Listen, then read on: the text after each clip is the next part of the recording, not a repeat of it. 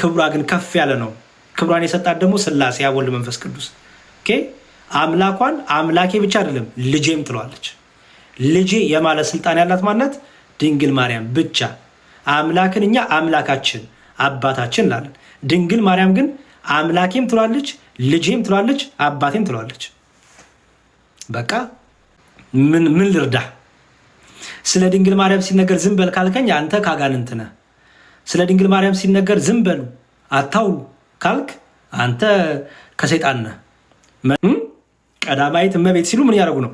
እናታችን እያሉ ነው። እመቤታችን እያሏት ነው።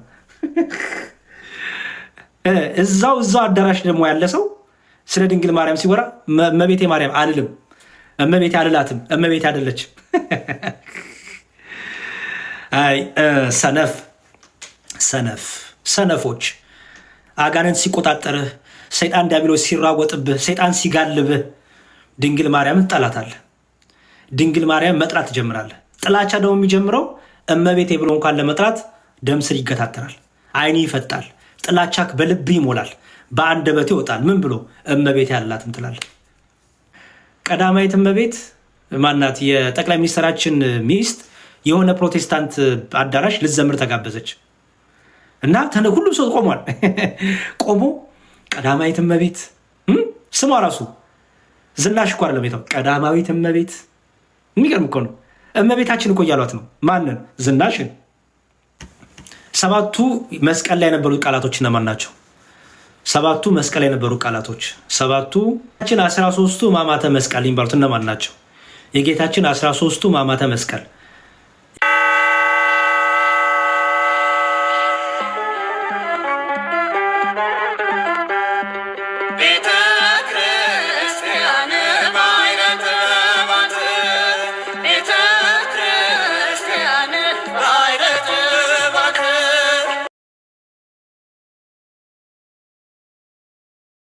ሰኞ ነው እንግዲህ አስተውሉ። ገና አላለቀም የሰኞ አሁን ገና የ6 ሰዓት ላይ ነን። 1 ሰዓት 3 ሰዓት 6 ሰዓት ከዛ 9 ሰዓት መጣ። ደግሞ አያችሁት? የ9 ሰዓት ደግሞ መጣ። ይኸው 11 ሰዓት ይቅርታ። ሰኞ ከሌሊቱ በ11 ሰዓት ደግሞ የሚነበብ የነቢዩ የሚክያስ ትንቢት በረከቱ ከኛ ጋር ለዘላለም ትሁን። የ11 ሰዓት ደግሞ አያችሁት? ይሄ ሁሉ ነው እንግዲህ ከሰኞ እስከ ይሄ እንግዲህ የሰኞ ነው። የማክሰኞ ለብቻው አለው፣ የሮብም ለብቻው አለው፣ የሐሙስም ለብቻው አለው። የሐሙስ ደግሞ ለየት ይላል። መልካም። ታዲያ በዚህ ጊዜ በዚህ በሰሙነ ሕማማት ጊዜ እነዚህ ቃላቶች ምን ናቸው?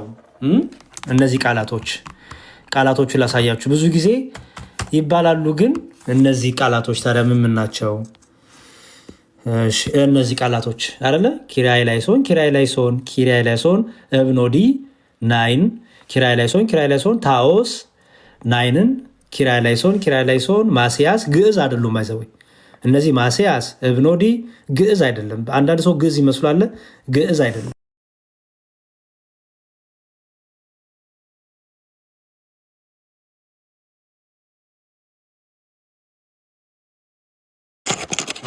የዛሬ ሰኞ ሳምንት ሰኞ ምን ትባላለች?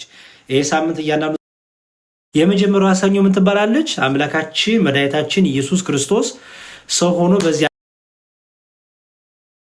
ዓለም ሲመላለስ በሆሳና ማገር ባሪዎች ሁሉ ምን ያደረገበት? ገርፎ ያስወጣበት። ስለዚህ ሁለት ነገር አድርጓል ማለት ነው። ምን አድርጎታል? አንደኛው በለስን ረግሟታል፣ መርገመ በለስ ያላት ማለት ነው። ሁለተኛው ደግሞ ምንድነው? ቤተ መቅደሱ ምን አድርጎታል? ከነጋዴዎች፣ ከለዋጮች፣ ከሸቃጮች፣ ከሌቦች፣ ከነጋዴዎች፣ ከዘራፊዎች ምን ያነበት ነው? ያነጻበት። ስለዚህ አንጾተ ቤተ መቅደስ ወይም ቤተክርስቲያን በሉት እና ደግሞ ከዛስ ቤተ መቅደስ የሚያዙት ቤተክርስቲያን እንኳን ገና በዛ ጊዜ የክርስቲያኖች ህብረት አልነበረም፣ ገና ነው። እሺ አንጾተ ቤተ መቅደስ ከዛ ደግሞ መርገመ በለስ እናታለን ማለት ነው። እሺ ይሄን የምታገኙት ማቴዎስ ወንጌል ምዕራፍ 21 ከቁጥር 12 ማቴዎስ ወንጌል ጥቅስ ጻፉ። ምዕራፍ 21 ከቁጥር 12 እና ሉቃስ ወንጌል ምዕራፍ 19 ታገኛላችሁ። ኦኬ እንዲሁም ቅዱስ ማቴዎስ በዛ በማቴዎስ ወንጌል ላይ ሲገልጥልን በማግስቱ ተራበ የሚል ቃል አስቀምጦና በወንጌሉ ላይ በመጀመሪያ ቃል እንደነበረ ያ ቃል ቀዳማዊ ሆኖ ኢየሱስ ክርስቶስ ወደዚህ ምድር እንደመጣ ይነግረናል ዮሐንስ ወንጌል ታውቃላችሁና ያ አምላካችን ኢየሱስ ክርስቶስ ሲያስተምር ምን አለ? እኔ የኔስ መብል የላከኝን የአባቴን ፍቃድ አደርግ ዘንድ አስተውሉ።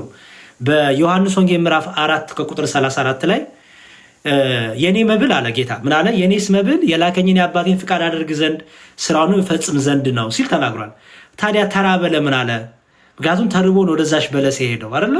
ታዲያ ተራበ ለምን አለ ቢሉ በበለስ አርጎ የተነገረ ማንን ነው? ሊያድነን ሊፈውሰን ስለኛ ፍቅር እኛን መፈለጉን እኛን ማፍቀሩን እኛን መራቡን ለማጠየቅ በበለስ ምክንያት በለስ በእስራኤል ትመሰላለችና በእስራኤል ትመሰላለችና እና ያን ሁሉ በፍቅሩን የገለጠበት ስለሆነ ያችን በለስ ፍሬ ቢያጣባት ያችን በለስ የረገመባት። ስለዚህ ሰኞ ምን ትባለች ማለት ነው? ሁለት ነገር ተደርጎበታል አልኳችሁ። አንደኛው ቤተ መቅደሱን ከነጋዶች፣ ከቀራጮች፣ ከሌቦች፣ ከለዋጮች ያነጻበት ቤቴ የአባቴ ቤት የጸሎት ቤት ትባላለች፣ እናንተ ግን የወንበዶች ዋሻ አደረጋችሁት ብሎ ከቤተ መቅደስ ያባረረበት።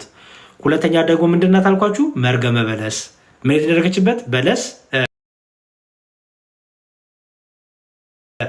ያቺ በለስ ፍሬ አይገኝብሽ ብሎ የረገመበት። ስለዚህ ሰኞ ዕለት እነዚህን ሁለቱን እናስባለን ማለት ነው። ወይም ዛሬ ግልጽ ነው።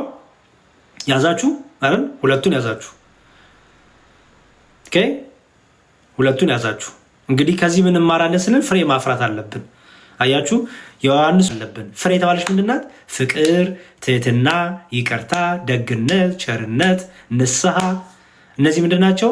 ፍቅር የመንፈሳዊ ፍሬ ይባላሉ። ከሁሉ ደግሞ ፍቅር ትበልጣለችና ባላለች ማለት ነው። ማቴዎስ ወንጌልን አይተናል። ማቴዎስ ወንጌል ምዕራፍ 21 ሰጧችሁ። ማቴዎስ ወንጌል ምዕራፍ 21 ከቁጥር 12 እስከ 17፣ ማርቆስ ወንጌል ምዕራፍ 11 ከቁጥር 17 እና የሉቃስ ወንጌል ምዕራፍ 19 ጀምሮ አንብቡት። እንዲሁም ማቴዎስ ወንጌል ምዕራፍ 3 ከቁጥር 8። እነዚህን ሁሉ አንድ ላይ አንብቡት ማለት ነው። መልካም ማክሰኞ ደረስን። ማክሰኞ ደግሞ ምን ትባላለች? በማክሰኞ ደግሞ በዚህች ዕለት አምላካችን ኢየሱስ ክርስቶስ ያስተማረበት ቀን ነው። ስለዚህ ምን ትባላለች? የትምህርት ቀን ትባላለች። ማክሰኞ ምን አልኳችሁ? ማክሰኞ የትምህርት ቀን ነገ ማለት ናት። የትምህርት ቀን ትባላለች። የትምህርት ቀን አስተያዙ። የትምህርት ቀን አልኳችሁ ማክሰኞ።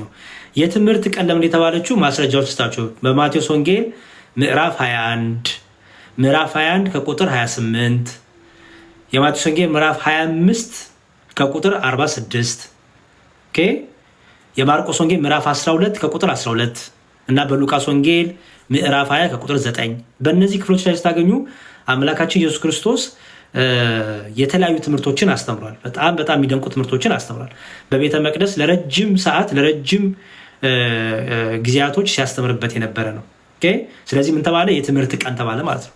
ክርስቲያን የሆነ ሰው ሁሉ በዚህ ሳምንት በዚህ ሰሞን ትምህርት ሃይማኖትን ይማርበታል። የትምህርት ቀን ስለሆነ ነገረ ክርስቶስን፣ የሃይማኖትን ነገር፣ የክርስቶስን ሕማም፣ የክርስቶስን መከራ፣ ስለ ወንጌል ይማራል፣ ስለ ቃል እግዚአብሔር ይማራል፣ ስለ ጾም፣ ስለ ጸሎት፣ ስለ ስግደት፣ ስለ መንፈሳዊ ሕይወት፣ ስለ ተስፋ፣ ስለ ፍቅር፣ ይህን ሁሉ ይማራል ማለት ነው። ስለዚህ ምን ይባላል? የትምህርት ቀን ይባላል። ስለዚህ በዚህ ዕለት ኢየሱስ ክርስቶስ ይህን ሲያስተምር ትዝ ይላችሁ እንደሆነ ሊቀ ካህናቶቹ ፈሪሳኖቹ በጣም ይደመሙና ይገረሙ ነበር እና በማን ስልጣን ነው የምታስተምረው ተብሎ ጠይቋል። የጥያቄ ቀን ትባላለች። ወይ ማክሰኞ ዕለት የጥያቄ ቀንም ይሏታል አባቶቻችን። ለምን? ክርስቶስ በምን ስልጣን ይህን ታደርጋለህ፣ በምን ስልጣን እንዲህ ታስተምራለህ፣ በምን ስልጣን እንዲህ ትናገራለህ እያሉ ይጠይቁት ነበረ። የትምህርት ቀን ይባላል፣ ደግሞ የጥያቄ ቀንም ይባላል። ትምህርት ብቻ ሳይሆን ደግሞ የጥያቄ ቀን ይባላል። ጠያቂዎቹ የካህናት አለቆችና የህዝብ አለቆች ናቸው። እና ጥያቄው ምን ነበረ? በማን ስልጣን ይህን ታደርጋለህ? ይህንን ስልጣን ከወዴት አገኘኸው? የሚል ጥያቄ ነበር ጌታችን የሚጠይቁት። ስለዚህ ክርስቶስ አምላካችን ሁለት ነገሮችን አከናውኗል በዚህ ቀን ማለት ነው። አንደኛ አስተምሯል፣ ሁለተኛ ደግሞ ጥያቄም ደግሞ ተቀብሎ ጥያቄያቸውን ደግሞ ሲመልስላቸው ነበረ እንደሚገባቸው። ለተንኮል የመጡትን የልቦናቸውን ነገር ስለሚያውቅ በእነሱ ተንኮል ክፉ ወጥመድ ላለመውደቅ ምን ያደርግ ነበረ? በሚገባቸው መልስ ይመልስላቸው ነበረ። ስለዚህ ድንቅ ሲያደርግ ሲያስተምር በምን ስልጣንና በምን ኃይል ይህን ታደርጋለህ ብለው አምላካቸው ኢየሱስ ክርስቶስን ጠይቀውታል። ኦኬ። ስለዚህ ጌታችን ይህን የፈሪሳውያንን ጠማማ ሀሳብ ስለሚያውቅ ምን ብሎ ጠየቃቸው? ትዝ ይላችሁ እንደሆነ ምን ብሎ ጠየቃቸው? የዮሐንስ ጥምቀት ከየት ነው አላቸው። ከሰማይ ነው ወይስ ከምድር አላቸው። ያችሁ በምን ስልጣንና በምን ኃይል ማን ነው ይህን ስልጣን የሰጠ? እንድትፈውስ፣ እንድታድን፣ ሙት እንድታስነሳ፣ እንድታስተምር፣ እኔና አብ አንድ ነን እንድትል ማን ነው ይህን ስልጣን የሰጠ? ማን ነው ይህን ድንቅ ነገር እንድታደርግ ስልጣን የሰጠ አሉት ጌታ። ስለዚህ የጥያቄ ቀን ትባላለች ሐሙስ፣ የትምህርት ቀንም የጥያቄ ቀንም ትባላለች። ስለዚህ ኢየሱስ ክርስቶስ ምን አላቸው? ጠማማ ልብ ይዞ ስለሚጠይቁት፣ ጠማማ ልብ ይዞ ስለመጡ ምን አላቸው ጌታ? የዮሐንስ ጥምቀት የመጥምቁ ዮሐንስ ማለት የዮሐንስ ጥምቀት ከሰማይ ናት ከምድር ናት አላቸው። አያችሁ? ከሰማይ ናት ከምድር ናት። ዮሐንስ ማን አዘዘው? ዮሐንስ እንዲያጠምቅ ስልጣን የተቀበለው ከሰማይ ነው ከምድር ነው አላቸው። የዛን ጊዜ ጌታችን ኢየሱስ ክርስቶስ ይህን ጥያቄ ቢመልስላቸው ግራ ገባቸው እና ምክንያቱም አስተውሉ፣ ከሳሾቹ ዓላማቸው ምንድን ነው? ከጌታ የሆነ ነገር ተናግሮ ከኔ ነው ቢል ይኸው እኔ በራሴ እኔ በቃ እንዲህ ነኝ እያለ ስለ ራሱን ሾሞ ራሱን አንግሶ ራሱ ብለው ሊከሱት ነው። አያችሁ? ስለዚህ ጌታችን ኢየሱስ ክርስቶስ ምን አደረገ ማለት ነው? ከሰማይ ነው ካሉት የዮሐንስን ጥምቀት ታዲያ ለምን አላመናችሁበትም ይላቸዋል። አስተውሉ። ምክንያቱም የዮሐንስን ጥምቀት አያቀበሉ ነበር፣ አያምኑ ነበረ። እነዚህ ፈሪሳውያን ዮሐንስን በጣም ይቃወሙት ነበረ፣ ታውቃላችሁ። ስለዚህ ጌታችን ምን አላቸው? ዮሐንስ ያጠመቀው በምን ስልጣን ነው? ስልጣኑ ከሰማይ ነው ከምድር ነው አላቸው። ሄዶ ዞር ላሉ ተማከሩና እንዴ ከሰማይ ነው ብንል ለምን አልተቀበላችሁትም ይለናል። አያችሁ? ከሰማይ ነው ካልን ለምን አልተቀበላችሁትም ይለናል። ከምድር ነው ከሰው ነው ብንል ደግሞ ህዝቡ ዮሐንስን እንደ አባት ይፈሩት እንደ መመሪያ ያከብሩት ነበርና ህዝቡ እንዳይጠላቸው ፈሩ። ስለዚህም ብሎ መለሱ፣ ከወዴት እንደሆነ አናቅም አሉ። አያችሁ ምን ያህል ፈሪሳውያን ብልጦች እንደሆኑ። በጠማማ ልብ መጡ። ጌታም ደግሞ በልባቸው ጥመት ልክ መለሰላቸው። ምን ብሎ? የዮሐንስ ጥምቀት ከሰማይ ናት ከምድር ናት አላቸው። ከሰማይ ነው ካሉ እንዳልኳችሁ ምን ሊሉ ነው? ታዲያ ለምን ትቃወሙታላችሁ ሊላቸው ነው። ከምድር ነው ካሉ እንዴ ያ ሁሉ ሰው ደግሞ ይወደዋል፣ ይከተለዋል፣ ያዳምጠዋል። ስለዚህ ምን አደረጉ? አናቅም አሉ። እርሱም ስለዚህ ምን አላቸው ኢየሱስ ክርስቶስ? እኔም በማን ስልጣንና በምን ስልጣኔ እንደማደርግ አልነግራችሁም አላቸው። አልነግራችሁም አላቸው። ስለዚህ ይህን ጥያቄ መጠየቃቸው እርሱ የሚያደርጋቸውን ተግባራት ሁሉ በስልጣኑ እንደሚያረጋተውት አይደለም። ይልቁንም ምን ለማድረግ ነው? በልባቸው ክፋትና ጥርጥር ስለነበረባቸው ነው። ስለዚህ ይህቺ ማክሰኞ ምን ትባላለች ማለት ነው? የትምህርትና የጥያቄ ቀን ትባላለች። እሺ ሰኞ ምን አልናት? ቶሎ መልሱልኝ። ሰኞ ምን አልናት? ሰኞ ምን ተባለች? ሰኞ ሁለት ነገር ተደርጎባታል። ምን ተደርጎባታል? ሰኞ መርገመ በለስ የተረገመችበት እና ደግሞ ቤተ መቅደሱን ለዋጮችን፣ ቀራጮችን፣ ለሻጮችን ገርፎ ያወጣበት ቤተ መቅደሱን ያነጻበት። ማክሰኞ ደግሞ ምን ትባላለች? የትምህርትና የጥያቄ ቀን ትባላለች። ማክሰኞ በቤተ መቅደስ ያስተማረበት፣ ድንቅ ድንቅ ነገሮችን የተናገረበት፣ ድንቅ ነባ ያደረገበት። ከዛ ፈሪሳያኑ ደግሞ መጥተው ይህን በማን ስልጣን ታደርጋለህ ብለው የጠየቁበት፣ እርሱም ደግሞ በልባቸው ጥመት በልባቸው ክፋት ተንኮል ስላሰቡ ዮሐንስን ጠይቋቸው፣ ዮሐንስን አናቅም ቢሉት ይህንንም አልነግራችሁም አላቸው። ልባቸው ክፋት ልባቸው ጥመት ስለነበረ ማለት ነው። ስለዚህ ማክሰኞ የትምህርት ቀን ወይም የትምህርትና የጥያቄና መልስ ወይም የጥያቄ ቀን ትባላለች። በጣም ጥሩ። ረቡዕ ደረስን። ረቡዕ ደግሞ ትባላለች። ረቡዕ ደግሞ ትባላለች። የረቡዕ እንደምናገኘው በቅዱስ ማቴዎስና በቅዱስ ማርቆስ እንደተመዘገበልን ሮብ 3 ነገሮች ተፈጥሯል። ሮብ ዕለት 3 ነገሮች ተፈጥሯል። አንደኛ የካህናት አለቆች፣ የህዝብ ሽማግሌዎች፣ ጸሐፍትና ፈሪሳውያን በጌታችን ላይ ተማክረዋል። ጌታችንን ለመያዝ ጌታችንን አሳልፎ እንዲሰጣቸው ይሁዳንም ጨምሮ የሸንጎ አባላት፣ የሊቀ ካህናቶቹ፣ የህዝብ ሽማግሌዎች ሁሉ ጸሐፍት፣ ፈሪሳውያኑ ተሰብስበው ምን ያደርጉበት ነው? ጌታችንን ለመያዝ እንዴት እናያዘው እያሉ ፕላን ያወጡበት እቅድ ያወጡበት ቀን ነው። ስለዚህ ምን ይባላል? ሮብ የተማከሩበት ቀን ጌታችን ለመያዝ የተማከሩበት ምክረ አይሁድ ይባላል። ምክረ አይሁድ ተብሎ ይጠራል። ኦኬ። ስለዚህ ነው ሮብና ዓርብ እኮ የምንጾመው ጌታችን ኢየሱስ ክርስቶስን ሮብ ዕለት ለመያዝ ምን ያደረጉበት ነው የተማከሩበት ምን አይደለ? ስለዚህ ምክረ አይሁድ ይባላል። ኦኬ። ምክረ አይሁድ። ስለዚህ ሶስት ነገር ተደርጓል ሮብ ዕለት። የመጀመሪያው ምክረ አይሁድ የህዝብ አለቆች ጸሐፍት ፈሪሳውያን ምን ያደረጉበት ተሰብስበው ጌታችን ለመያዝ የተማከሩበት ነው። ሁለተኛው ደግሞ ምን ተደርጓል? ጌታችን በስምዖን ዘለምጽ ቤት ሳለ አንዲት የተጸጸተች ሴት ሽቱ እግሩን የቀባችበት ይላችኋል። እንዲሁም ምንም የሚል መዝሙር አለን። በሩን ቢዘጋብኝ ስምዖን ጨክኖ ዝቅ አድርጎ ቢያየኝ ከአይሁድ ጋር ሆኖ እንድቀርብ ወደ እሱ አዘዘ ጌታዬ። እግሩን አጥበዋለሁ ወድቄ በእንባዬ እያለ ባለውለታዬ ባለውለታዬ። ይቺ ሴት ትዝታችኋለች። ይቺ ሴት ትዝታችኋለች። ሲገፈትሯት የነበረችው የተናቀች ናት። ይቺ እኮ እንዲህ ናት፣ ዘማዊ ናት እያሉ ሲገፋት የነበረችው ይቺ ሴት ደግሞ እግሩን መታ በሽቱ ንስሐ የገባችበት በሽቱ ያን ውድ ሽቱ ሰብራ በእግሩ ላይ ያፈሰችበት በእንቧ እግሩን ያጠበችበት ነው። ሁለት ነገር ነገርኳችሁ። አንደኛው ምንድነው አልኳችሁ? ምክረ አይሁድ አይሁድ ጸሐፍት ፈሪሳውያን ጌታችን ለመያዝ ምን ያደረጉበት የተማከሩበት። ሁለተኛው ደግሞ ያቺ ባለሽቷ ማርያም ምንላት ከስምንቱ ማርያሞች አንዷ ማርያም ባለሽቷ ማርያም የምትባለው ይቺ ባለሽቱ ማርያም ኦኬ። ይቺ ባለሽቱ ማርያም ጌታችን እግሩን ደግሞ በእንቧ ያጠበችበት ነው ማለት ነው በስምዖን ቤት። ሶስተኛው ደግሞ ከዳተኛው አይሁድ ጌታችን አሳልፈው ለመስጠት ከጸሐፍት ፈሪሳውያንና ከካህናት አለቆች ዘንድ 30 ብር ለመቀበል የተስማማበት። አስተውሉ፣ 30 ብር ለመቀበል የተስማማበት። ስለዚህ ሶስት ነገር ሮብ ዕለት ተፈጥሯል ማለት ነው። ስለዚህ ሮብን በሶስት ነገር እናስብበታለን።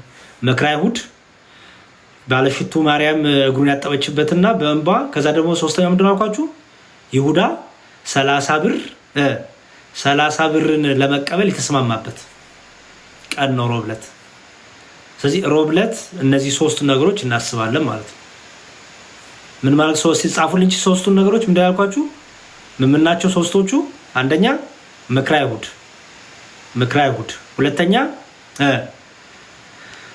በስምዖን ቤት ያቺ ባለ ሽቷ ማርያም መታ በእግሮቹን በእንባ አጥባ ሽቷን ሰብራ ንስሐ የገባችበት፣ ሶስተኛ ደግሞ ይሁዳ ጌታችን አሳልፎ ለመስጠት በ30 ብር የተስማማበት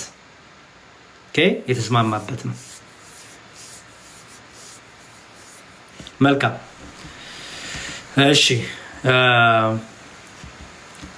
በጣም ጥሩ። ይሄንን የምታገኙት እነዚህን ጥቅሶች የምታገኟቸው ጥቅስ ልስጣችሁ። አንደኛ ማቴዎስ ወንጌል ምዕራፍ 26 ማቴዎስ ወንጌል ምዕራፍ 26 ከቁጥር 3 እስከ 16 ማቴዎስ ወንጌል ምዕራፍ 26 ከቁጥር 3 እስከ 16 ኦኬ።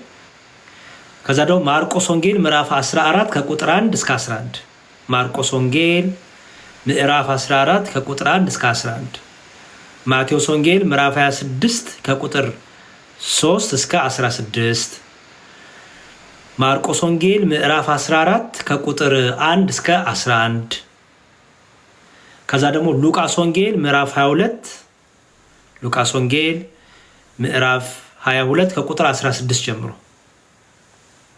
ኦኬ። ማቴዎስ ወንጌል ምዕራፍ 26 ከቁጥር 24 ላይም ይሄን ሉቃ ታገኛላችሁ ማለት ነው። እስካሁን ነገርኳችሁ ሶስቱን አጠቃሎ ይዞላችኋል ይሄ። ስለዚህ ሮብ ዕለት እነዚህ ሁሉ ነገሮች ተፈጥረዋል ተደርገዋል ማለት ነው። ግልጽ ነው። ሮብ ዕለት እነዚህ ነገሮች ሁሉ ተፈጥረዋል ተደርገዋል። ቸኮልኩባችሁ? ጥሩ ነው ጥሩ ነው። ተመችቷችኋል? ቸኮልኩባችሁ? ደግ ነው። ጥሩ ነው ጥሩ ነው።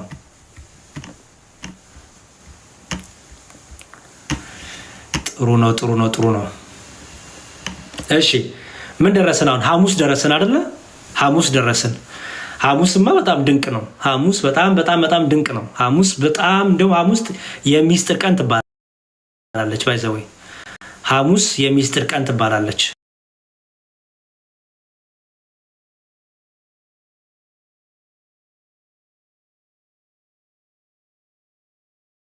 ሐሙስ ዕለት ጸሎተ ሐሙስ ይባላል፣ ሕጽበተ ሐሙስ ይባላል፣ የሚስጥር ቀን ይባላል፣ የሐዲስ ኪዳን ሐሙስ ይባላል፣ የነጻነት ሐሙስ ይባላል። አያችሁ፣ ይሄ ሁሉ ስም አለው ሐሙስ። እስቲ ጻፉልኝ። ምን አልኳችሁ? ሐሙስ ጸሎተ ሐሙስ፣ ሐሙስ ሕጽበተ ሐሙስ ወይም ሕጽበተ እግር ምንላት ናት። ከዛ ደግሞ የሚስጥር ቀን፣ የሚስጥር ቀን፣ የሐዲስ ኪዳን ሐሙስ እና ደግሞ የነጻነት ሐሙስ ትባላለች። ሐሙስ ዕለት እንግዲህ አምላካችን ኢየሱስ ክርስቶስ ምን ያደረገበት ነው? የሐዋርያቱን እግር ያጠበበት አይደለ? ማበሻም አነሳ ይላል የዮሐንስ ወንጌል ስታነቡት፣ ማበሻም አነሳ አይደለ? የሐዋርያቱን እግር ያጥብ ጀመረ ይላል። ላንብብላችሁ ወንጌሉን። የዮሐንስ ወንጌል እንዲህ ይላል። የዮሐንስ ወንጌል እሺ ምዕራፍ 13 የዮሐንስ ወንጌል ምዕራፍ 13 ከቁጥር 1 ጀምሮ እስከ ምን ታነቡታላችሁ?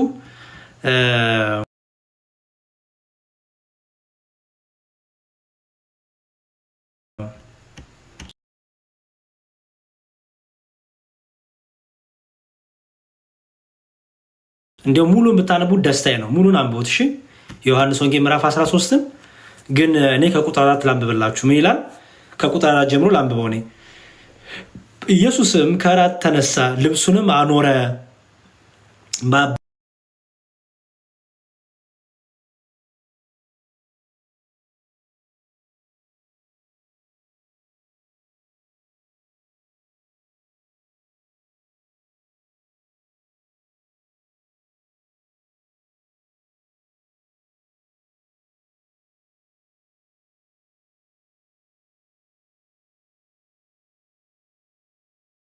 ላቸው ያደረኩላችሁን አሁን ታስተውላላችሁን?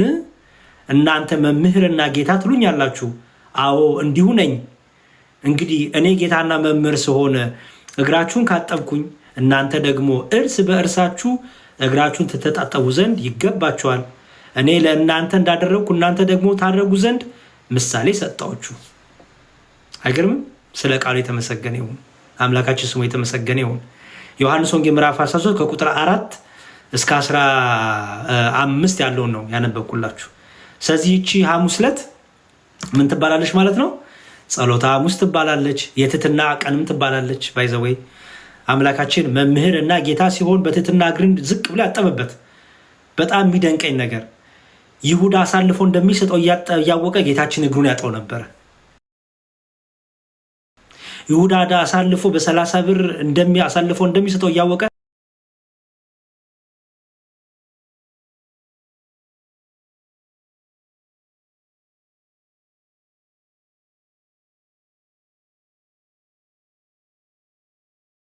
እኛ እኮ ኢጓችን፣ ትዕቢተኝነታችን፣ ትምክህታችን አይደለ ስንንደፋደፍ እኔ ትክክል ነኝ ለማለት እኔ እንዲህ ነኝ ለማለት ኢጎ፣ ጉረኝነት፣ ትምክህት፣ በቃ ኃይለኝነት፣ ጀግንነት። ማን ነው ዝቅ ብሎ እግር የሚያጥብ? እኔ ይሆን? እናንተ ናችሁ? ዝቅ ብላችሁ ለዛውም እኮ የሚገሏችሁን፣ የሚሸጧችሁን፣ የሚያርዷችሁን እኮ ነው ዝቅ ብሎ እግር፣ ለዛውም እያወቀ ህሊናችሁ እናረገ ይሆን? እኛማ ተበቃይ ነን። እኔና እናንተማ ተበቃይ ነን። እኔና እናንተማ ጭራሽ አውቀን ደግሞ እሱ ክርስቶስ ትሁት ስለሆነ መምህርና ጌታ ስትሉኝ እኔ ዝቅ ብዬ ምን አደረኩኝ? እግራችሁን አጠብኩኝ አለ። ዛሬ ማናችንን እግር የምናጥብ? ዛሬ ማናች የወንድሞቻችንን እግር በትህትና ዝቅ ብለን የምናጥብ? ወንድም ያንተ ትክክል ነው የምንል ማንን? ወንድም ያንተ ትበልጣለህ ከኔ፣ ወንድም ያንተ ከኔ ትሻላለህ የምንል ማንን? እኔ ካልዘመርኩ፣ እኔ ካልቀደስኩ፣ እኔ ካላገለገልኩ አይደለም የምንለው።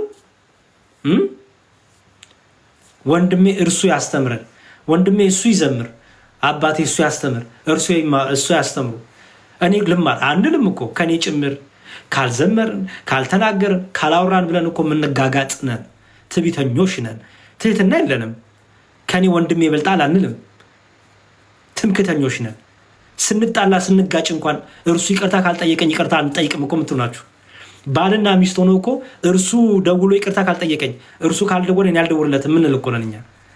የእኛማ ትቢት፣ የእኛማ ትምክት፣ የእኛማ ኢጎ በስመ አብ እንደኛ እኮ ብጥ ያለ የለም። እርሱ ኢየሱስ ክርስቶስ ግን ምን ሆነ? አምላክና ጌታ መምህር ሲሆን ዝቅ ብሎ የሐዋርያትን እግር አጠበ። ክርስቲያኖች ትህትና ከሌለን እውቀት ብቻ ድምፅ ብቻ ምንም የትም አያደርሰንም። ትህትና ከሌለን ዝቅ ማለቱ ከሌለን ወንድሜ ይሻላል ከኔ ካላለን የበደልናቸውንም አይደለም የበደሉንም እግራቸውን ማጠብ ካልቻለን ዝቅ ማለት ካልቻለን ምኑን ይጠቅመናል? ምኑን አተረፍ ነው? ምኑን መንፈሳዊ ትርፍ አገኘን? ምኑን ክርስቶሳውያን ተባለን?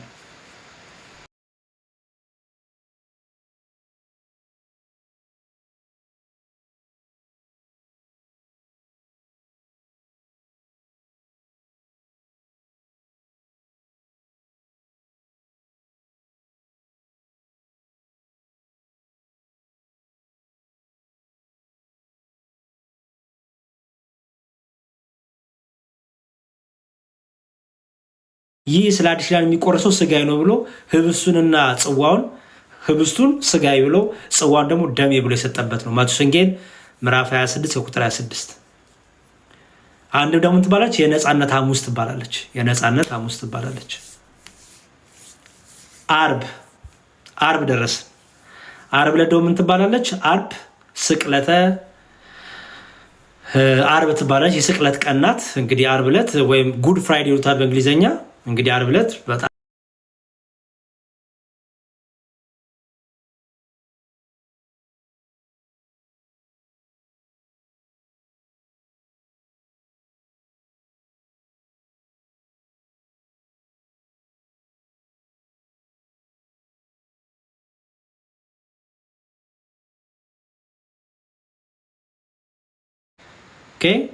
ወይም ስዑር የተሻረችው እንደማለት ናት። እውነት ነው። የተሻረችው ቅዳም ስዑር ለምለም ቅዳሜና ቅዱስ ቅዳሜ ትባላለች ማለት ነው። ከዛ እሁድ ትንሣኤ ይሆናል ማለት ነው። ትንሣኤ በጣም ጥሩ። ስለዚህ እነዚህን 5ቱን ቀን ያዛችሁ አይደለ? ቶሎ እንጨርስ። በቃ ብዙ አልቆይም ብዬ ነበር፣ ብዙ ቆየው። 5ቱን ያዛችሁ፣ እስከ እሁድ ድረስ ያለውን ያዛችሁ። 7ቱን ባጭሩ እንዲሁም 7ቱን ያዛችሁ። ስለዚህ ሰኞ፣ ማክሰኞ፣ ሮብ፣ ሐሙስ፣ አርብ እያንዳንዳቸው ስያሜ ያላቸው እስከ እሁድ ድረስ ይሄን እንዳትረሱ። ግልጽ ነው? አርብንማ ስቅለት እኮ አለን። አርብ ዕለት ስቅለት የጌታችን ሕማም መከራ የምናስብበት የምንሳተፍበት፣ በጾም በጸሎት በስግደት አብዝተን የምንሰግድበት፣ በተለይ የጌታ መከራ ብቻ የምናስብበት ነው። የጌታ ሕማም መከራ የምናስብበት ነው አርብ ዕለት። ጊዜው ሲደርስ ደግሞ ከአርብ ቅዳሜ ወዲያ ያለውን ደግሞ እናወራለን። ችግር የለውም። መልካም። አሁን ቶሎ ብዬ አንዳንድ ነገር ልንገራችሁ። እንግዲህ እስቲ አሁን ቶሎ አንዳንድ ነገሮችን ቶሎ ልናገርና ልጨርስ። እሺ የጌታችን 13ቱ ሕማማተ መስቀል የሚባሉት እነማን ናቸው? የጌታችን 13ቱ ሕማማተ መስቀል የጌታችን 13ቱ ሕማማተ መስቀል ወይም ደግሞ በመስቀል ላይ የተቀበራቸው መከራዎች አሉ አይደለ? እነዛ ሕማሞች ምን ይባላሉ? 13 ናቸው። 13ቱ ሕማማተ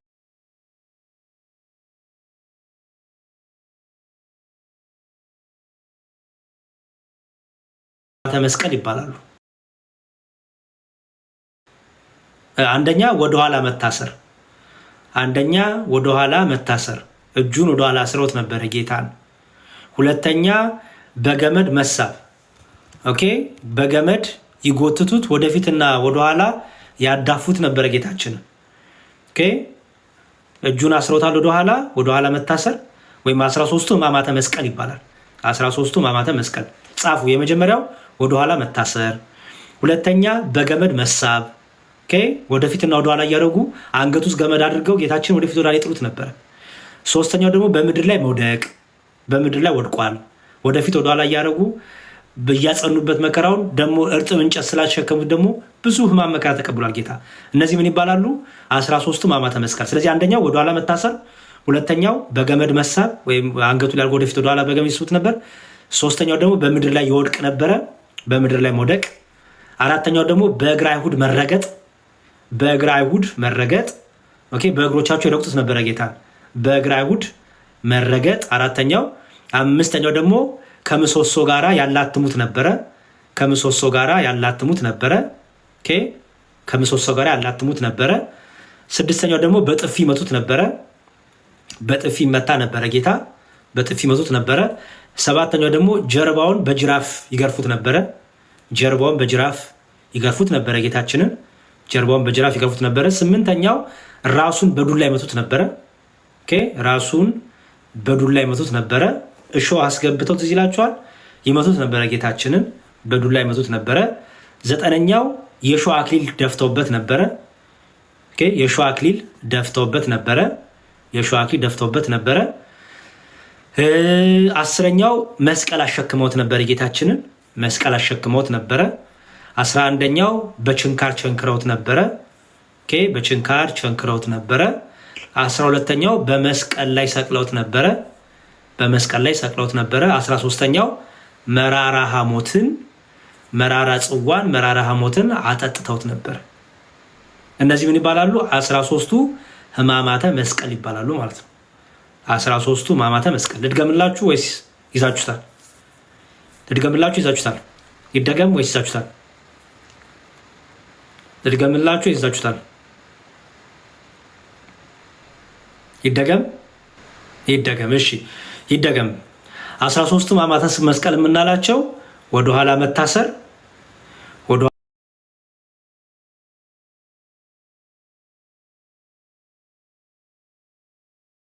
ወደኋላ መታሰር፣ ወደኋላ ጌታችን አስረውት ነበር። ከዛ ደግሞ በገመድ ይስቡት ነበረ፣ ወደፊትና ወደኋላ ገመድ ከተው ይስቡት ነበረ። ሶስተኛው ደግሞ በምድር ላይ ወድቆ ነበረ። ኦኬ፣ በምድር ላይ ወድቆ ነበረ። አራተኛው በእግረ አይሁድ ይረገጥ ነበረ፣ በእግረ አይሁድ ይረገጥ ነበረ። አምስተኛው ከምሰሶ ጋር ያላትሙት ነበረ ጌታችንን፣ ከምሰሶ ጋር ያላትሙት ነበረ። ስድስተኛው ደግሞ በጥፊ መቱት ነበረ፣ በጥፊ መቱት ነበረ።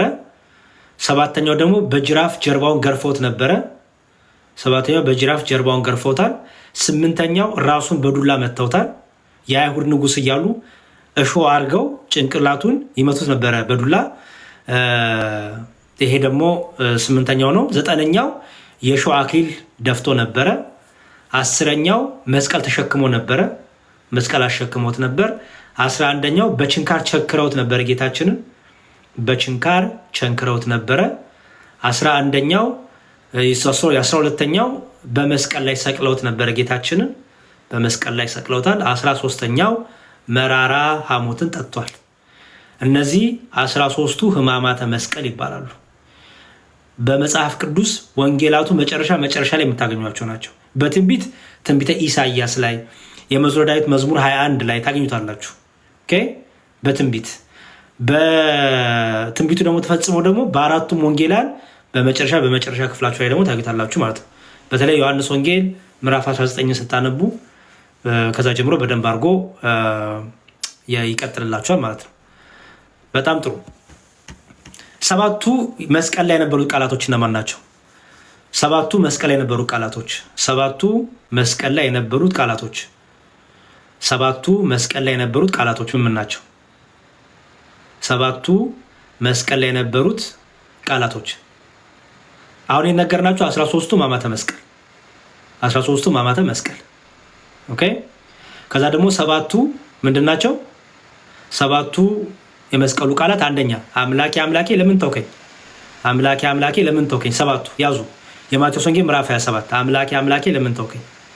ሁለተኛው አባቶ የሚያደርጉትን አያውቁምና ይቅር በላቸው፣ አባቶ የሚያደርጉትን አያውቁምና ይቅር በላቸው። የሉቃስ ወንጌል ምዕራፍ 23 አባቴ የሚያደርጉትን አያውቁምና ይቅር በላቸው። ሶስተኛ እነሆ ዛሬ በገነት ከኔ ጋር ነህ፣ በቀኝ የተሰቀለውን ትዝ ይላችኋል። እነሆ ዛሬ በገነት ከኔ ጋር ነህ።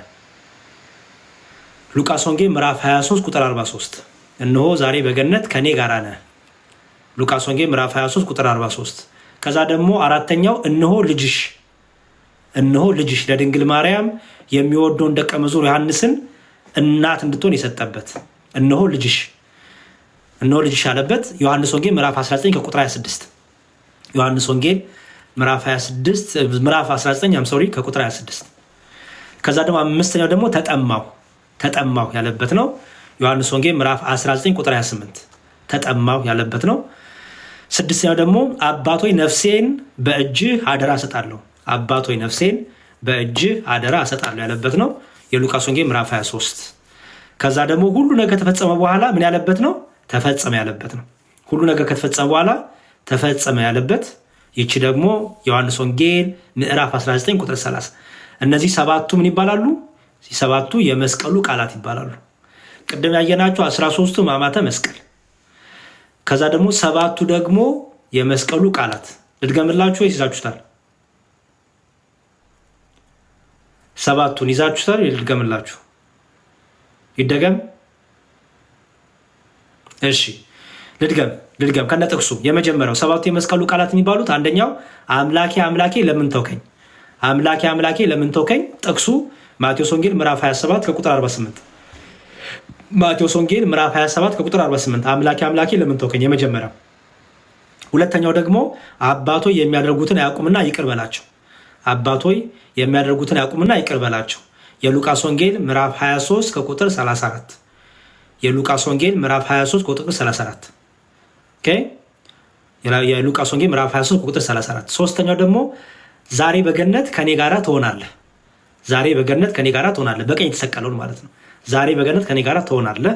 ይህን ደግሞ የምታገኙት የሉቃስ ወንጌል ምዕራፍ 23 ቁጥር 43 የሉቃስ ወንጌል ምዕራፍ 23 ቁጥር 43። አራተኛው ደግሞ እነሆ ልጅሽ እናት ያለበት ነው። የዮሐንስ ወንጌል ምዕራፍ 19 ከቁጥር 26 የዮሐንስ ወንጌል ምዕራፍ 19 ከቁጥር 26 ከ27 እነሆ እናትህ እነሆ ልጅሽ። አምስተኛው ደግሞ ተጠማሁ ያለበት ነው። እሱ ደግሞ የዮሐንስ ወንጌል ምዕራፍ 19 ቁጥር 28 የዮሐንስ ወንጌል ምዕራፍ 19 ቁጥር 28። ስድስተኛው ደግሞ አባቶይ ነፍሴን በእጅህ አደራ እሰጣለሁ የሉቃስ ወንጌል ምዕራፍ 23 ቁጥር 46 የሉቃስ ወንጌል ምዕራፍ 23 ቁጥር 46። ሰባተኛው የመጨረሻው ሁሉ ከተፈጸመ በኋላ ምን ያለበት ነው? ተፈጸመ ያለበት ነው። ተፈጸመ የተጻፈው ሁሉ ትንቢቱ ተፈጸመ ያለበት ሲል ተፈጸመ ብሎ ቅዱስ ነፍሱ ከቅዱስ ሥጋው የለየበት ነው። እሱ ደግሞ የዮሐንስ ወንጌል ምዕራፍ 19 ቁጥር 30 የዮሐንስ ወንጌል ምዕራፍ 19 ቁጥር 30። እነዚህ ሰባቱ ምን ይባላሉ ማለት ነው? የመስቀሉ ቃላት። ግልጽ ነው? በዝቶባችኋል? ላቁም እዚህ ጋር ወይስ ልቀጥል? ግልጽ ነው? ልቀጥል ወይስ ላቁም? ይበቃናል? በዝቶባችኋል?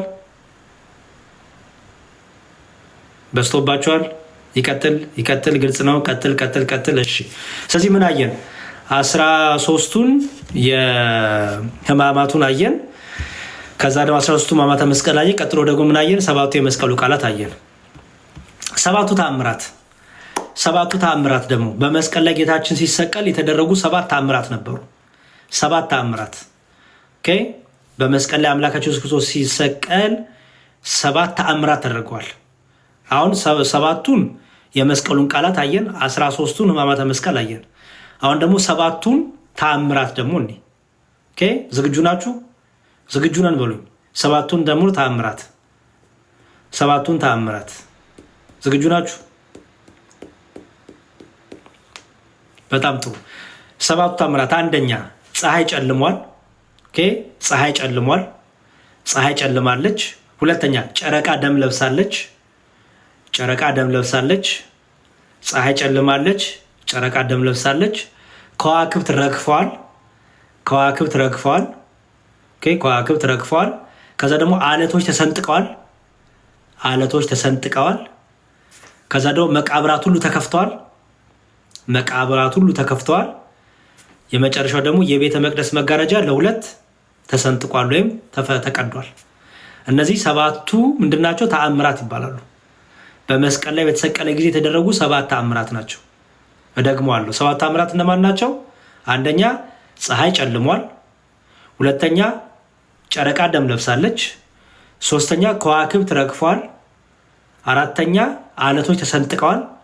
አምስተኛ መቃብራት ሁሉ ተከፍተዋል። ስድስተኛ ሙታን ተነስተዋል። ሰባተኛ የቤተ መቅደስ መጋረጃ ለሁለት ተቀዷል። እነዚህ 7ቱ ተአምራት ይባላሉ። ሰባቱ ተአምራት ይባላሉ። አምላካችን ኢየሱስ ክርስቶስ በመስቀል ላይ ከተሰቀለ በኋላ የነበሩት ተአምራቶች ናቸው። ግልጽ ነው? ግልጽ ነው? ግልጽ ነው? ይደገምላችሁ ወይስ ግልጽ ነው? ግልጽ ነው? ይሄ እንኳን ብዙ ጊዜ ይታወቃል። ብዙ ሰው ያውቀዋል። ብዙ ሰው ያውቀዋል ይሄንን። እሺ የእመቤታችን ደግሞ 5ቱ ሐዘናት የሚባለው ታውቃላችሁ አይደለ? የእመቤታችን 5ቱ ሐዘናት የእመቤታችን 5ቱ ሐዘናት በመጽሐፍ ቅዱስ ነው ማሳያችሁ። አስተውሉ። የእመቤታችን 5ቱ ሐዘናት የእመቤታችን 5ቱ ሐዘናት ይሄንን ባይዘው 5ቱን ሐዘናት ዛሬም እኛ እያስብን ዓርብ ዕለት የእመቤታችን ሐዘን እያስብን 5ቱን ሐዘናት እያነሳን በጣም እናለቅሳለን። ባይዘው በጣም እየተለቀሰ የሚጸልይ ጸሎት ነው። ምን ናቸው 5ቱ ሐዘናት? ምን ናቸው 5ቱ ሐዘናት? አንደኛው የመጀመሪያው 5ቱ ሐዘናት የእመቤታችን 5ቱ ሐዘናት የሚባሉት ምንድን ናቸው? አምላካችን ኢየሱስ ክርስቶስ አይሁድ እንዲገሉ በቤተ መቅደስ ስምዖን ትንቢትን በተናገረ ጊዜ የመጀመሪያው ሐዘን የሚጀምረው ልክ ድንግል ማርያም ጌታችንን በ8 ቀን ወደ ቤተ መቅደስ ይዛው ስትሄድ አረጋዊ ስምዖን ተቀብሎ ምን አላት? አይኖቼ ማዳኗታልና እንደ ቃል ባሪያን አሰናብቶ አለ። ከዛ ወደ ድንግል ማርያም ዞር አለና ምን አለ? አንቺ ደግሞ በነፍስሽ ሰይፍ ያልፋል አላት። በነፍስሽ ምን ያልፋል? ሰይፍ ያልፋል። የሉቃስ ወንጌል ምዕራፍ 2 ከቁጥር 34 እስከ 35። የሉቃስ ወንጌል ምዕራፍ 2 ከቁጥር 34 እስከ 35። የሉቃስ ወንጌል ምዕራፍ 2 ከቁጥር 34 እስከ 35። በነፍስሽ ሰይፍ ያልፋል ማለት ነው መራር ሐዘን፣ ከባድ ሐዘን ይመጣብሻል። ሰይፍ የተባለው ሐዘን መከራ ለማለት ነው። ስለዚህ በልጇ የሚያገኛትን መከራ እመቤታችን እኮ የምትገርም እናት ናት። እኔ ድንግል ማርያምን የሚጠላ ሰው ይገርመኛል። የ15 ዓመት ብላቴና ምን ያህል ጀግና ብላቴና እንደሆነች፣ ምን ያህል ቆራጥ ብላቴና እንደሆነች የዛሬ 15 ዓመት ተውት። የ25 ዓመት ሴት እኮ በቃ ስትወዛገብ ነው እኮ የምናያት አይደለ? ፈተና ሲመጣ የምትሸሽ፣ ፈተና ሲመጣ ይቅርብኝ የምትል ድንግል ማርያም ግን እንዲያው ልታረስም እኮ አላለችም። ወልዳ እኮ በቃ ልታረስ ወገቤ እንዲያው ለሰርፍ አላለችም። ተነሱ ሂዱ ወደ ግብፅ፣ ልጄን ከግብፅ ጠራሁት፣ ተነሱ ሂዱ። ሂዱ ወደ ደግሞ በዛ ጊዜ ባስ የለ፣ በዛ ጊዜ አውሮፕላን የለ፣ በዛ ጊዜ ትሬን የለ። እኔ ይገርመኛል ትውልዱ ድንግል ማርያምን ሲጠላት በጣም ነው የሚገርመኝ። የእኔን እናት እንኳን ሰው እንዲወድልኝ ይፈልጋሉ። ስለ እኔ እናት ስናገር እንባዬ ይመጣል። አላያችሁ?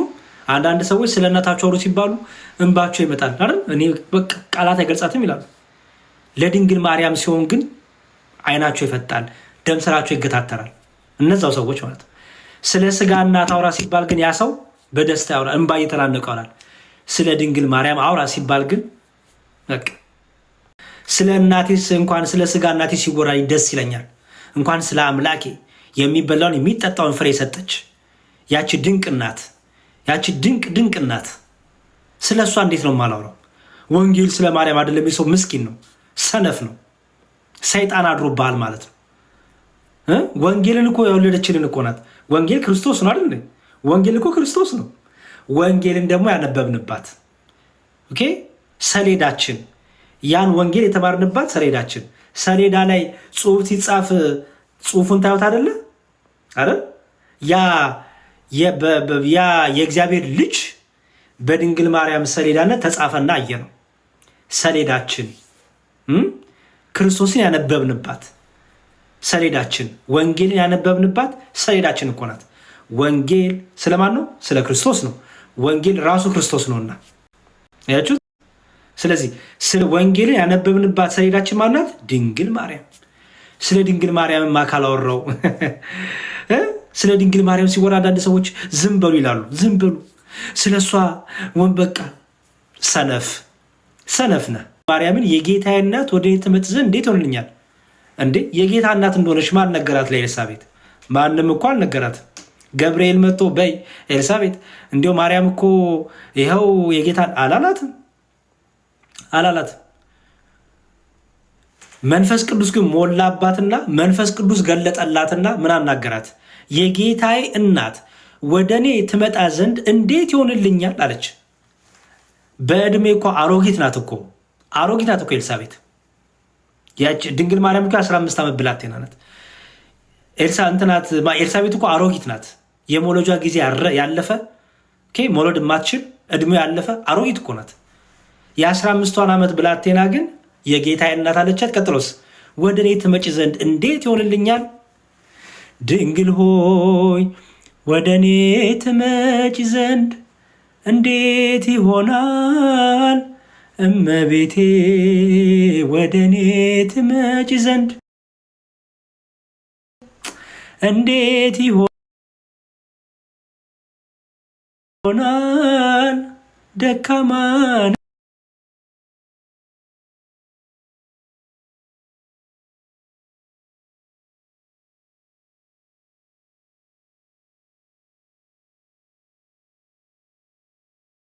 ወዳት እንዴ ልንገራችሁ እንዴ ድንግል ማርያምን የሚጠላ ካጋንንት ነው። ስለ ድንግል ማርያም ሲነገር ዝም በል የሚል ከሰይጣን ነው። ስለ ድንግል ማርያም ሲነገር የሚከፋው አይ በቃ ይጠር ይቁም የሚል ካጋንንት ነው። ምንጩ ካጋንንት ነው። ልብ ካጋንንት ነው። በልብህ አጋንንት ሞልቶ ነው በአንደበት የምታወጣው። ድንግል ማርያምን የሚጠላት አጋንንት ብቻ ነው። እደግመዋለሁ፣ ድንግል ማርያምን የሚጠላት አጋንንት ነው። ሰይጣን ነው። ክፋት ነው የሚጠላት። ድንግል ማርያም ምን የሚጠላ ነገር አላት? የሚገርም እኮ ነው። ስለነ ኪም ካርዳሽያን እያላችሁ እኮ መከራታ ያላችሁ እህቶች፣ እኔ እኮ በጣም የሚገርም ትውልድ ነው። ኪም ካርዳሽያንን የሚከታተል እነ ቢዮንሴ፣ እነ ኪም ካርዳሽያን፣ እነገሌ እያለ መከራውን የሚያይ ሰው ድንግል ማርያም ሲባል ይከፋዋል። ሰነፍ ነሽ። ሰነፍ ነው የሚገፋ ካለ የአብይ ሚስት የጠቅላይ ሚኒስትራችን አብይ ሚስት አብይን ስላገባች ቀዳማዊት እመቤት ትባላለች። የሚገርም እኮ ነው። ቀዳማዊት እመቤት ተባለች። የሚበላውን የሚጠጣውን አምላኬን ጌታዬን መድኃኒቴን የወለደችልኝ ድንግል ማርያም ግን እመቤቴ ለማለት ሰው ይከብደዋል። እመቤቴ ብሎ ለመናገር ይከፈዋል። እመቤቴ ሲል ጥቅስ አምጣ ይላቸዋል። እመቤቴ እኔ እመቤቴ አልልም ማርያም ነው ብሎ ይላቸዋል። ሰነፍ ነሽ። ክፉ የሆነ የአጋንንት መንፈስ ይዞሃል። ክፉ የሆነ የሴጣን ጥልቅ ውስጥ ጨለማ አስገብታል ማለት ነው። የአብይ ሚስት ቀዳማዊት እመቤት ብለህ የክርስቶስን እናት የጌታህን እናት አምላኬ ጌታዬ ክርስቶስ እያልክ ክርስቶስ አምላኬ ነው ያለ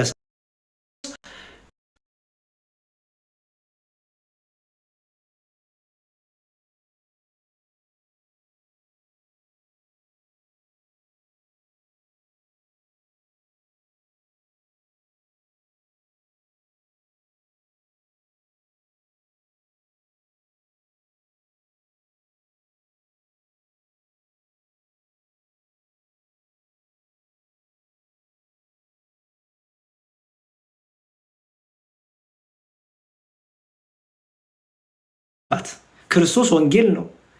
ያን የአዲስ ኪዳን ወንጌል የምስራቹን ያየንባት ድንግል ማርያም እናታችን። የሚከፋው ይክፋው። ስለተከፋህ የሚቆም ክብር የላትም ድንግል ማርያም።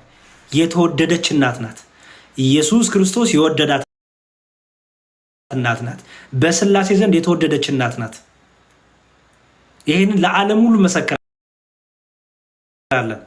ምክንያቱም እግዚአብሔር አብ፣ እግዚአብሔር መንፈስ ቅዱስ፣ እግዚአብሔር አብ ልጁን ሊልክ ሲያስብ ከማን እንደሚወለድ ሁሉ ደግሞ አውቋል። ከማን እንደሚወለድ ሁሉ እርሱ እግዚአብሔር አስቀድማ የታሰበች ናት። እንዴ እርሱ እኮ ዓለምን ለማዳን ልጁን ለመላክ ሲያስብ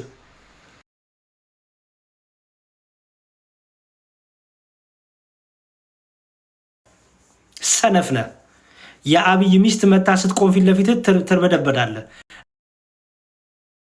እመቤቴ ቀዳማዊት እመቤት እያልክ ታስታውቃታለህ። የጌታ እና ስትመጣ ግን ምን ችግር አለው? እንደኔ እኮ ናት፣ እኔና እሷ እኩል ነን ትላለህ። ይሄ ታዲያ አጋንንት ካላናገረ፣ ሰይጣን ካላናገረ፣ ክፉ መንፈስ ካላናገረ፣ የጥላቻ መንፈስ ካላናገረ ምንጭ ከየት ነው? በጣም ነው የሚገርመኝ። ነኝ እውነት አንድ ቪዲዮ አየው። ቀዳማዊት እመቤት ማናት የጠቅላይ ሚኒስትራችን ሚስት የሆነ ፕሮቴስታንት አዳራሽ ልትዘምር ተጋበዘች እና ሁሉም ሰው ቆሟል። ቆሞ ቀዳማዊት እመቤት ስሟ ራሱ ዝናሽ እኮ አይደለም የተው ቀዳማዊት እመቤት። የሚገርም እኮ ነው። እመቤታችን እኮ እያሏት ነው። ማንን? ዝናሽን። ቀዳማዊት እመቤት ሲሉ ምን እያደረጉ ነው? እናታችን እያሉ ነው። እመቤታችን እያሏት ነው። እዛው አዳራሽ ደግሞ ያለ ሰው ስለ ድንግል ማርያም ሲወራ እመቤቴ ማርያም አልልም፣ እመቤቴ አልላትም፣ እመቤቴ አይደለችም። አይ ሰነፎች አጋንንት ሲቆጣጠርህ፣ ሰይጣን ዲያብሎስ ሲራወጥብህ፣ ሰይጣን ሲጋልብህ ድንግል ማርያም ትጠላታለህ። ድንግል ማርያም መጥራት ትጀምራለህ። ጥላቻ ደግሞ የሚጀምረው እመቤቴ ብሎ እንኳን ለመጥራት ደም ስር ይገታተራል፣ አይን ይፈጣል፣ ጥላቻ በልብ ይሞላል፣ በአንደበት ይወጣል። ምን ብሎ እመቤቴ ያልላትም ትላለህ፣ እናቴ ያልላትም ትላለህ። እኛ ግን እመቤታችን እናታችን። ለምን? ትውልድ ነና። በቃ ትውልድ ነን።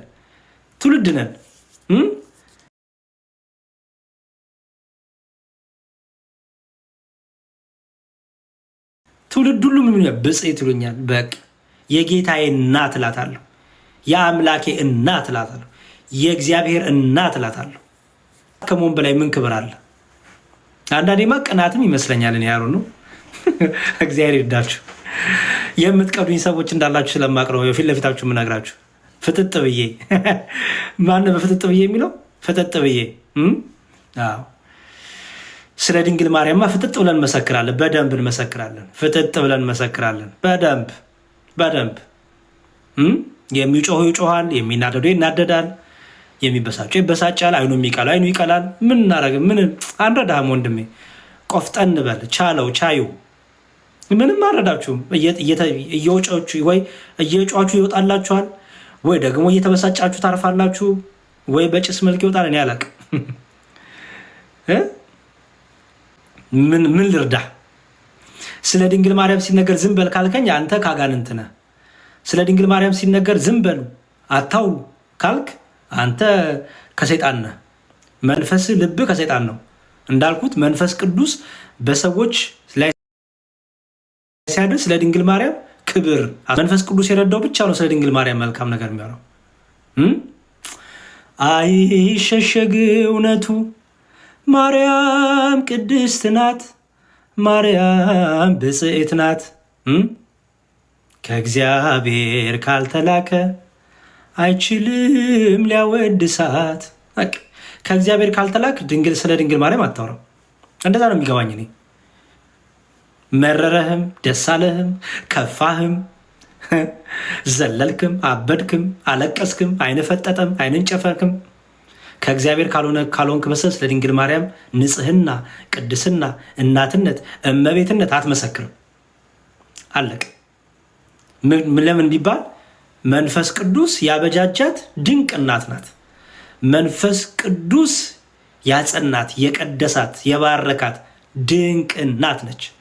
መንፈስ ቅዱስ ቢቀድስ ቢባርክ በዝማሬ ጸጋ፣ በስብከት ጸጋ መንፈስ ቅዱስ ልዩ ልዩ አይደለ? ስጦታው ልዩ ልዩ ነው። ለድንግል ማርያም ግን የሆነው ግን የጸጋ ሁሉ ባለቤት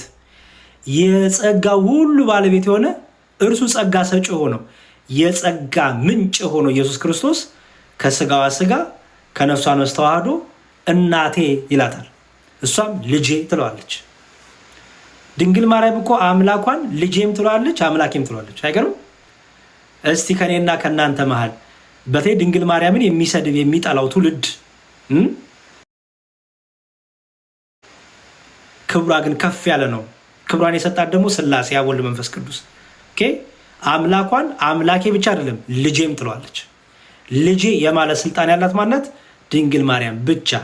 አምላክን እኛ አምላካችን አባታችን እንላለን። ድንግል ማርያም ግን አምላኬም ትለዋለች፣ ልጄም ትለዋለች፣ አባቴም ትለዋለች። በቃ ይሄ ስጦታዋ ነው። ይሄ ስጦታዋ ነው። ይሄ ጸጋዋ ነው። ይሄ እናትነቷ ነው። ይሄ ከእግዚአብሔር የተሰጣት ለማንም የማይሰጥ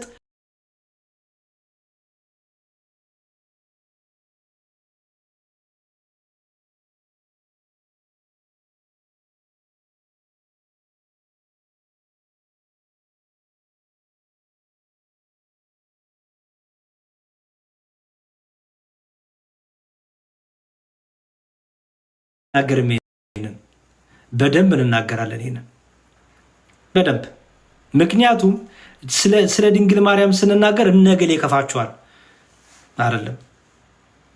ነገኳችሁ ከእግዚአብሔር ካልሆነ በስተቀር የሚከፋው ሰው ከሴጣን ነው።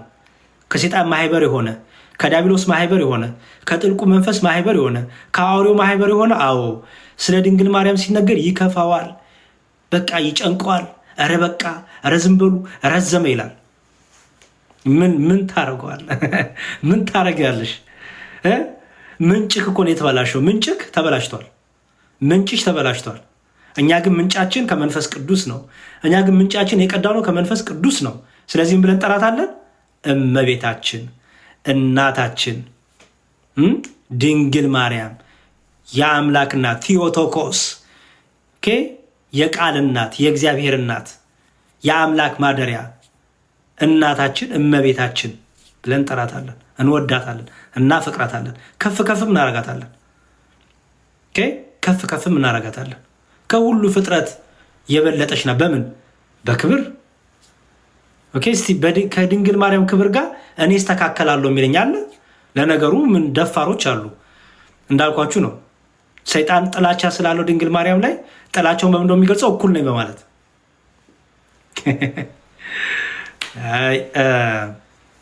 እንመለስ።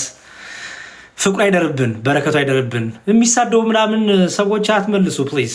ምን ችግር አለው? እኔ ያው እየተናገርኩኝ ነው። ይቀልዱ፣ ይሳደቡ፣ ያሾፉ ምን ችግር አለው? ያሾፉ እንዴ! ለምን ያሾፉ ስታስቡ ለምን አያሾፉም? ንገሩኝ እስቲ። ማሾፍ እኮ አለባቸው። ማሾፍ አለባቸው እኮ። ስለ ድንግል ማርያም ሲነገር ሰይጣን ማሾፍ አለበት። ስለ ድንግል ማርያም ሲነገር አጋንንት ማሾፍ አለባቸው እኮ። ይሄ እኮ ግድ ነው። ባይዘው ሁሉ ሰው ያጨበጭበናል ብላችሁ እንዳትጠብቁ። አጋንንት ይከፋዋል፣ ሰይጣን ይከፋዋል። በጣም ነው የሚከፋው፣ በጣም። ስለዚህ ኮመንት ላይ በቃ የሆነ ካያችሁ በጸሎት አስቧቸው፣ ቸግሯቸው፣ ጨቋቸው ነው። ምን ያርጉ? ከቀልባቸውም ከመንፈሳቸውም አይደሉም። የያዛቸው ይዟቸው ነው። የሞላቸው ሞልቷቸው ነው። ሰው በልቡ የሞላው ነው በአፉ የሚያወጣው። ስለዚህ ምን ታደርጉታላችሁ? ይሄ ደግሞ መጽሐፍ ቅዱሳዊ የተነገረ ነው። መጽሐፍ ቅዱሳዊ ነው። ይሄ አውሬው የስድብ አፍ የተሰጠው አውሬ በእግዚአብሔር ላይ ይሳደባል። በእግዚአብሔር ቤት ደግሞ የሚያሉትን ማደሪያውን ይሳደባል። በእግዚአብሔር ቤት ያሉትን ሁሉ ቅዱሳን ይሳደባል።